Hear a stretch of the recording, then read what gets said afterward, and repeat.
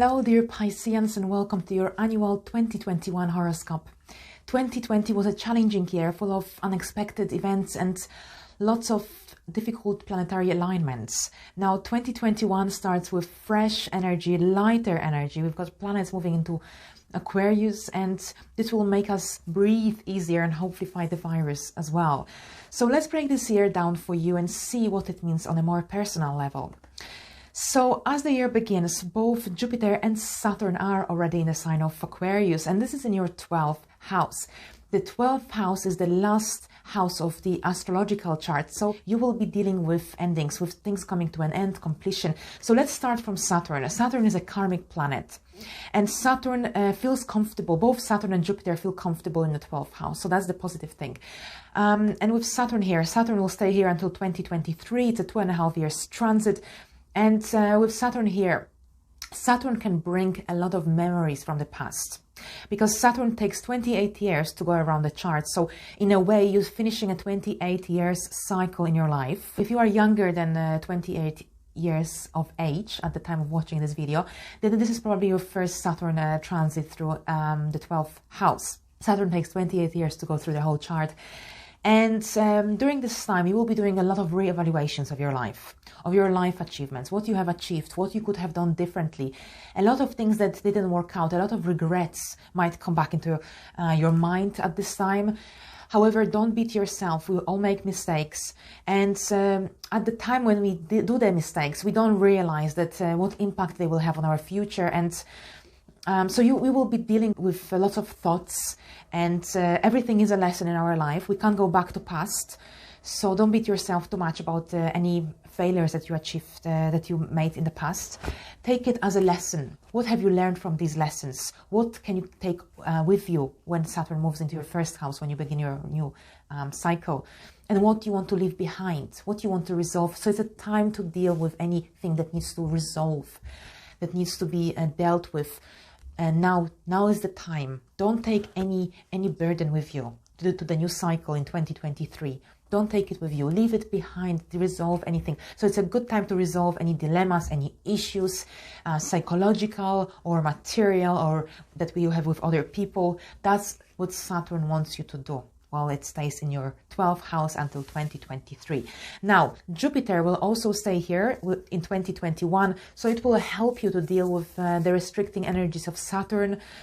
Now, Jupiter will give you this urge to connect to spirituality, to research metaphysical topics.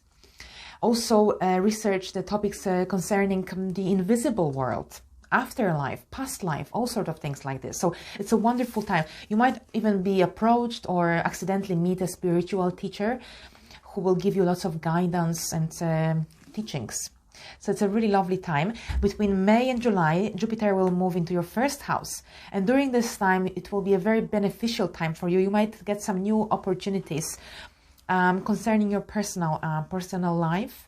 You might want to change your appearance as well. You might think about how you appear to others, the impression you make on others. But it's most likely to be also concerning some opportunities, some new possibilities that come your way around this time. And this is also be a little taste of what you will experience in 2022 when Jupiter moves in your first house for the whole of the year.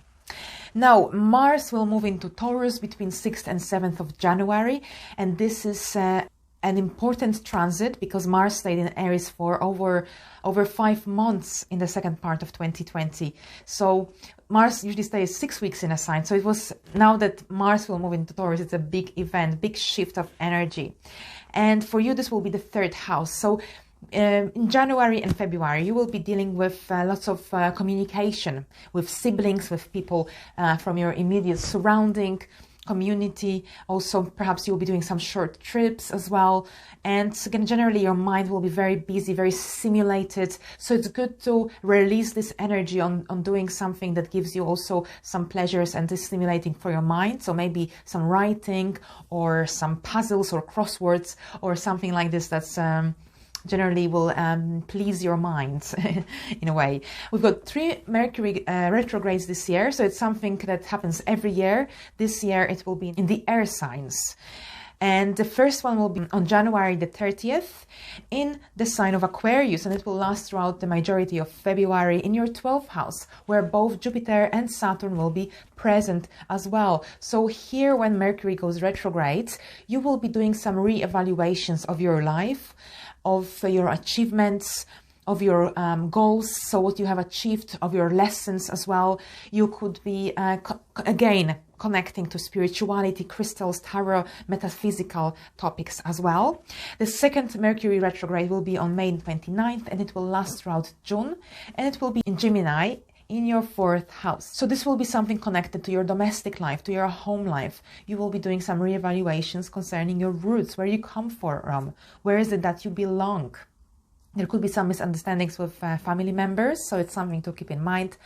Also, during this time, a member of family could get back in touch with you, someone you haven't heard from for a while. And the final Mercury retrograde will be in the sign of Libra on September 27th, and it will be in your 8th house. And here you could be doing some reevaluations of your intimate life, of your sex life, but also of joint resources, joint finances, any investments that you may have. You could be rethinking your financial situation. Perhaps if you have any debts or loans as well, you will be dealing with these around this time too. Now, we've got 4 eclipses happening this year. In 2020, we had 6, so it was a much more challenging year. This year, we've got 4, so it's all nicely well balanced. And the first lunar eclipse will be in the sign of Sagittarius on May 26th, and it will be in your 10th house. So a lunar eclipse is a very intense full moon. It's usually a time of ending, something coming to an end, something coming to completion. And for you, this could be something to do with career and professional life. And this lunar eclipse is connected to the solar eclipse that occurred in December, on December 14th, 2020. So whatever you began during that time, you could see some results, some outcomes around this lunar eclipse in Sagittarius on May 26th. But also, during this time, you could be dealing with some endings of some projects, or something to do with professional development courses as well. Now, the second lunar eclipse will be in the sign of Taurus on November 19th in your 3rd house. And this lunar eclipse is the beginning of a series of eclipses that will be happening between 2021 and 2023. So these years will be important for you in terms of your communication, of your relationship with people from your immediate surroundings, but also faraway travel, faraway culture, foreign languages as well. So this lunar eclipse in your 3rd house, this is something connected to your immediate environment, your siblings, communication. You could be also receiving some news around this time as well. You could be dealing with some paperwork, some tests, your vehicle as well, your car, or some short trips. Now, we've got 2 solar eclipses happening as well. The first one is in Gemini on June the 10th, and it will be in your 4th house of home and family. So a solar eclipse is a time of new beginnings. And this could be a fresh start in your home, in your family. So this could be a moving to a new location, a purchase of a home. Also, this could be welcoming a new family member. This could be moving to a new location, relocating. Generally, something new connected to your home life, to your family life. And the second solar eclipse will be in Sagittarius on December the 4th in your 10th house. So as you can see, 6 months before, you would have had a lunar eclipse in this area of your life. So some endings. And now you made some fresh, some space for some fresh energy to come for you on December the 4th in your 10th house.